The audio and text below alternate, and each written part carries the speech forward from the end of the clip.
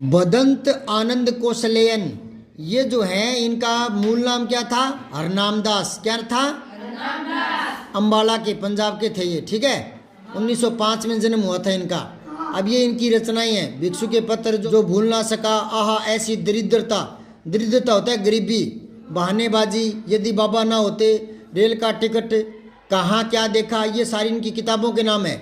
ये तो 5-7 एक हैं, लेकिन इन्होंने 20 से ज़्यादा किताबें लिखी है। अब आगे देखो, बौद्ध धर्म दर्शन संबंधित उनके मौलिक और अनुदित अनेक ग्रंथ हैं। यहाँ गौर करने वाली बात है, मौलिक और अनुदित कई ग्रंथ हैं। तो मौलिक जो है वो नीचे ये खाली जगह पड़े नहीं, यहाँ लिखो मौलिक, लिख लिया। इसके बराबर का निशान लगा के लिखो मूल प्लस में इक। मूल जो है शब्द है ये, इसमें इक प्रत्यय जुड़ा है, जब मौलिक हो गया, ठीक है ना।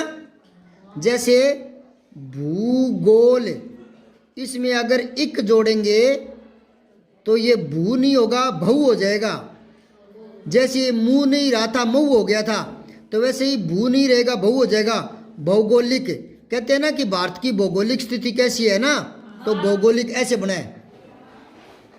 तो मौलिक में मूल शब्द मूल ही है। मौलिक में मूल शब्द है मूल, और प्रत्यय क्या है? इक।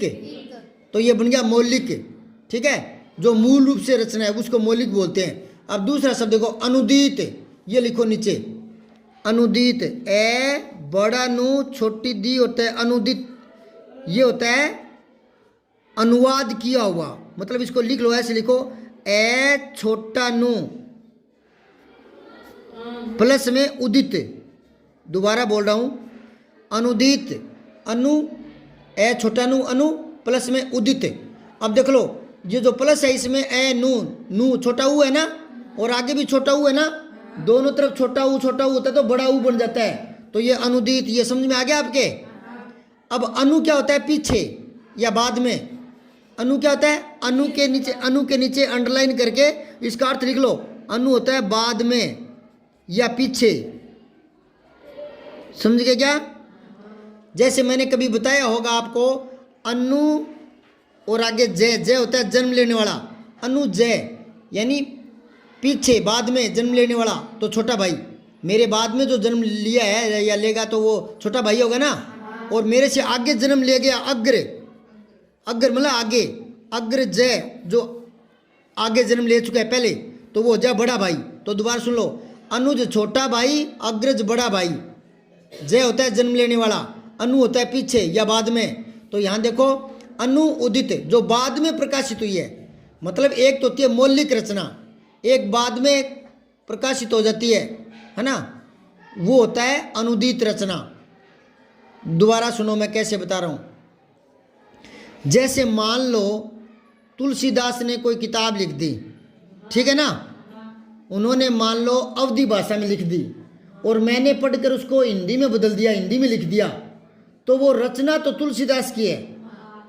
हालांकि उन्होंने हिंदी में नहीं लिखा, हिंदी में तो मैंने लिखा है, तो हिंदी में लिखने वाले का लेखक तो मैं ही हूं, पर वो उनकी मूल रचना नहीं है, वो अनुवाद कर दिया मैंने, अनुदित, अनुवाद किया हुआ, ठीक है ना।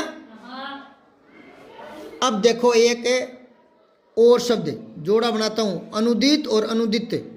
ए छोटा नु दी और तय अनुदित, ए छोटा नु और दी तय अनुदित।